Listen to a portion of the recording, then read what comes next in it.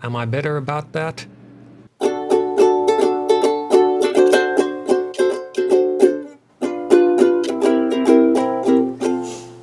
Welcome to Sketchbook Legends. I'm your artist, Paul Hostetler.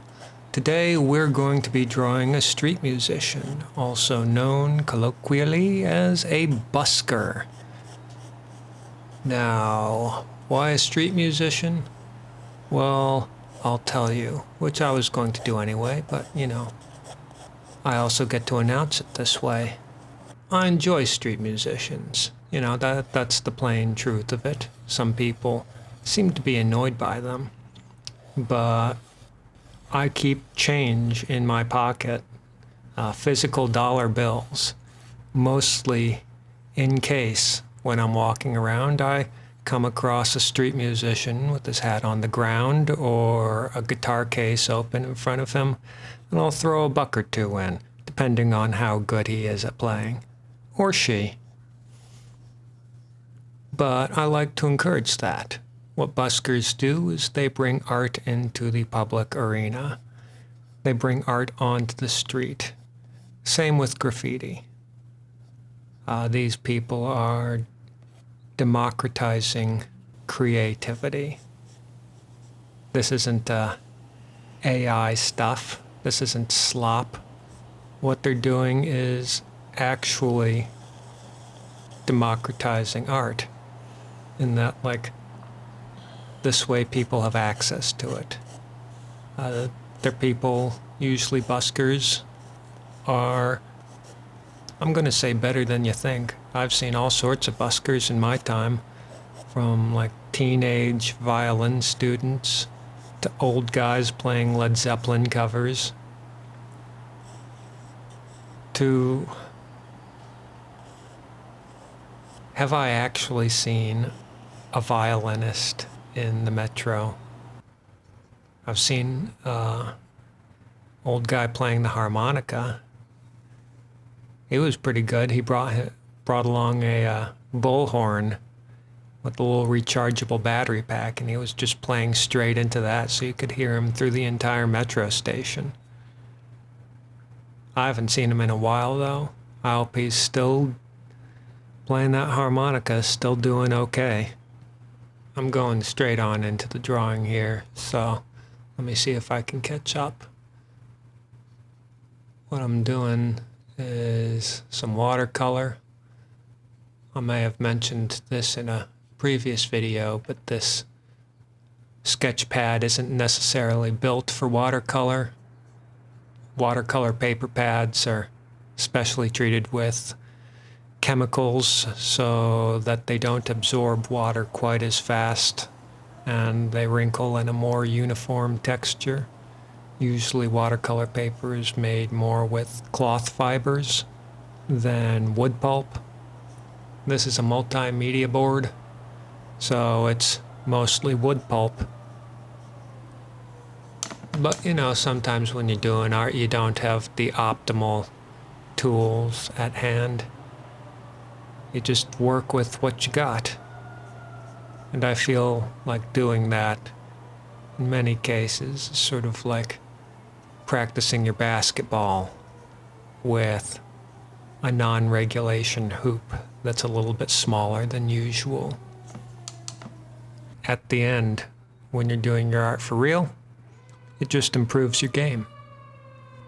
And really, when it comes to busking, what is and isn't real art is a concert violinist playing Mozart in a metro station less artistic than a concert violinist playing Mozart in the Kennedy Center? Currently, yes, because nobody plays in the Kennedy Center right now. Donald Trump, president of jackasses, has shut that down, possibly because he, like all Republicans, hates art and artists. That's my hot take of the day. And if you disagree, well then, kindly damn yourself to hell, because this is an art channel for artists, by artists, and I reflect the views of artists, at least the ones who agree with me. Now, why this watercolor? Well, as you can tell, I'm definitely going to be putting some line art on top of this, but I wanted to see how well I could do a watercolor with the shadows and the figure drawings with minimal guidelines, because you do see that I have a few pencil lines drawn in. But I also feel that it's important as an artist to sometimes exercise that muscle in which there is no going back, there's no erasing. Sometimes you just want to jump in to a piece and mistakes be damned. That takes a certain level of bravery, and I think it uses a slightly different area of the brain than you do when you're drawing with a pencil and you can erase, or if you're drawing digitally and you can press the delete button. You go in with watercolor, especially on a non-watercolor paper, that stuff is sticking. You're never getting that out unless you just scrape it off with a razor blade. And chances are on this kind of paper, you'd gouge a hole through the entire sheet before you actually erased the dye in those paints. Now, when I was planning it out, I was thinking to myself, I'll do like a little cartoony, caricatured version of a busker. How it worked out with the proportions, because we've got an perfectly normally proportioned guitar there. How that worked out is he just looks kind of like a little person. Very stubby legs. Normal-sized head.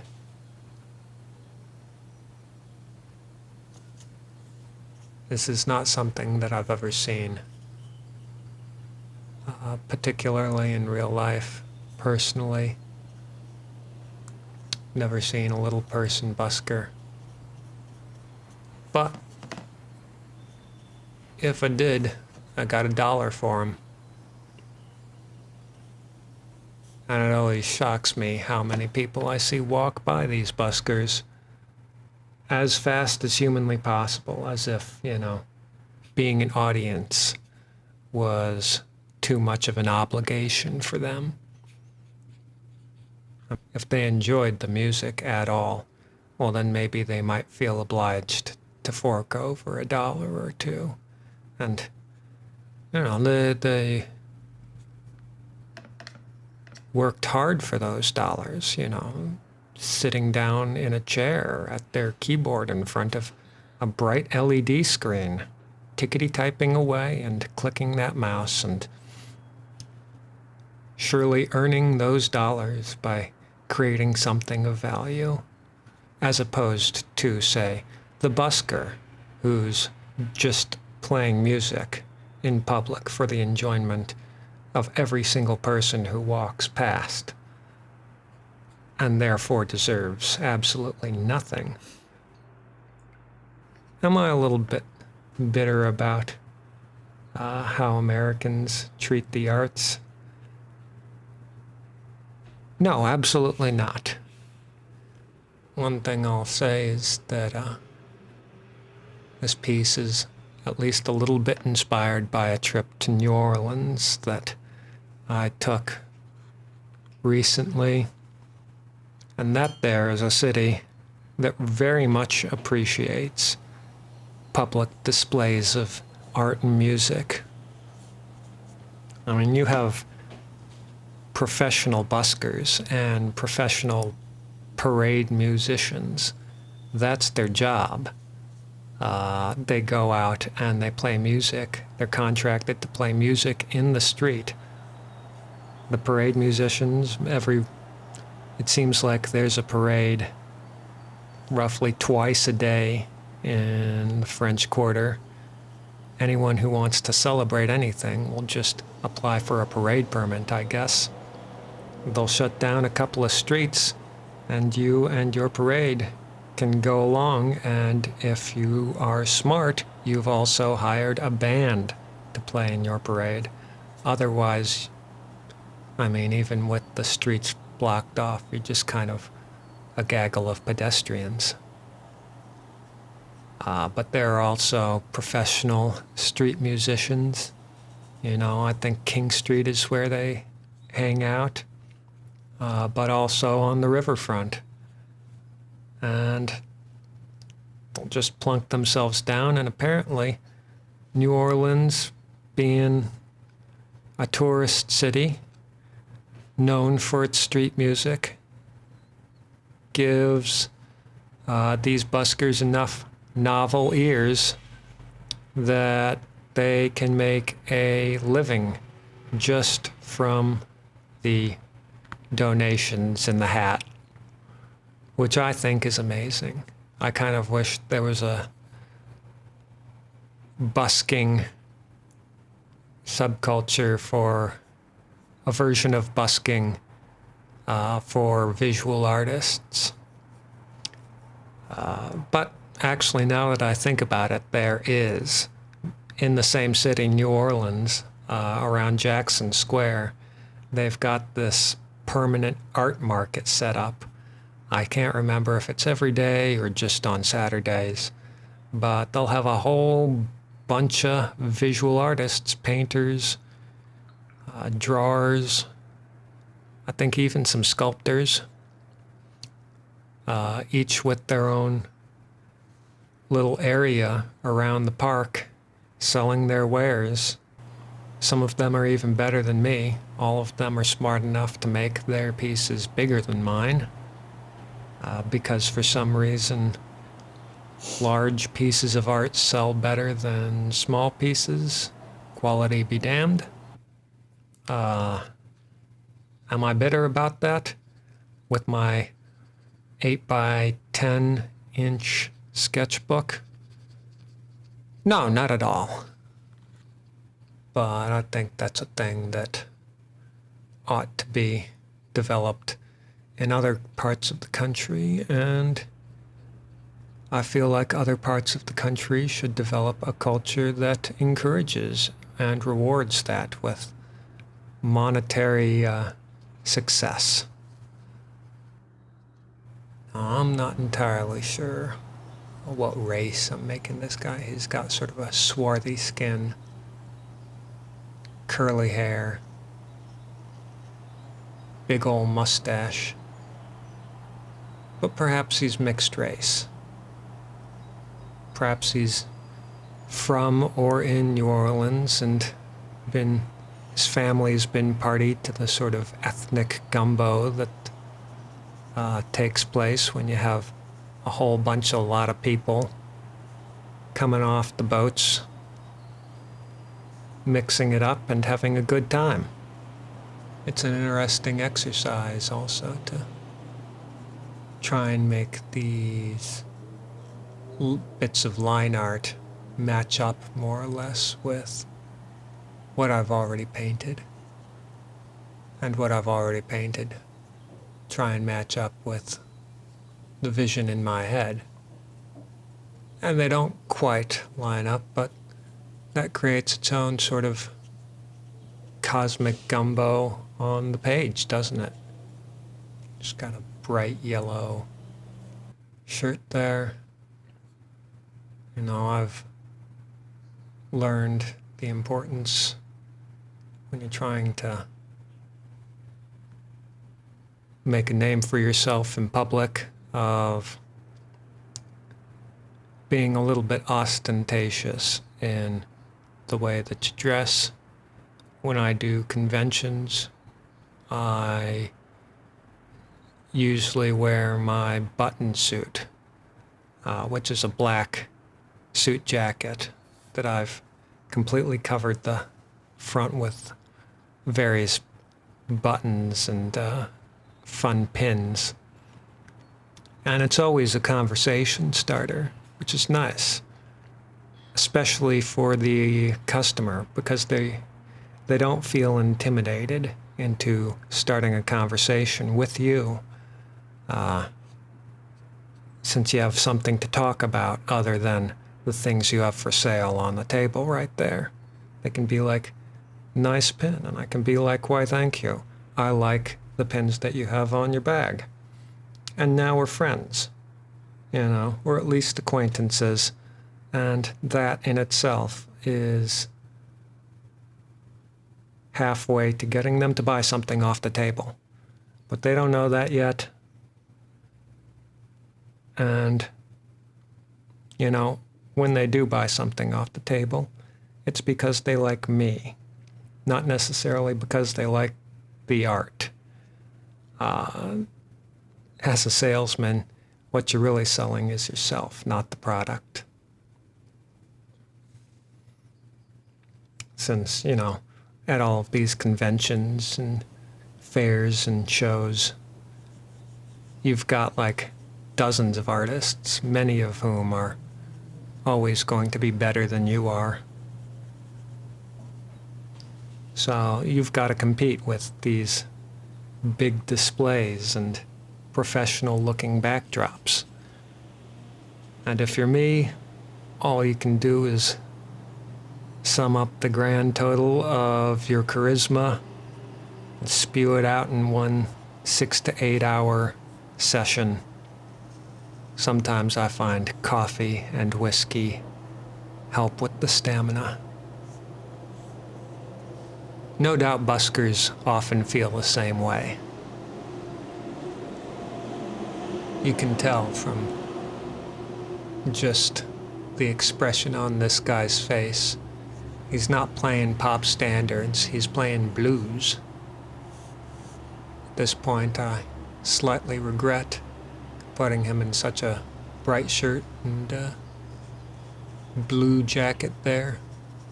But, it doesn't seem very bluesy, but then again, what is bluesier than playing in whatever clothes you happen to have on?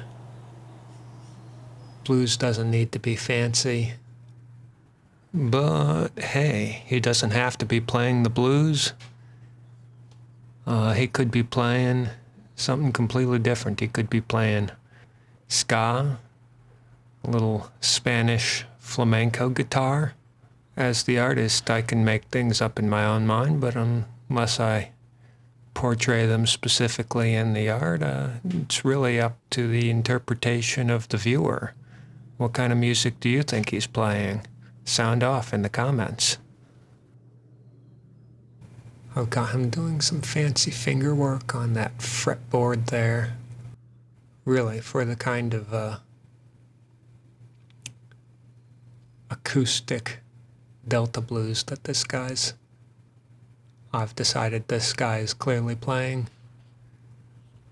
That last pinky on the fretboard ought to have a beer bottle on it or a metal slide. But I suppose that's just a regret that I'll have to take to my grave when they sing my life song.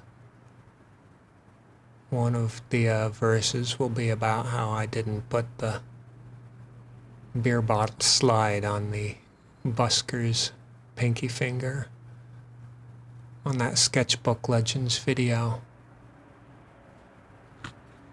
You know where else has great buskers? I'm not making this up. Brussels, Belgium.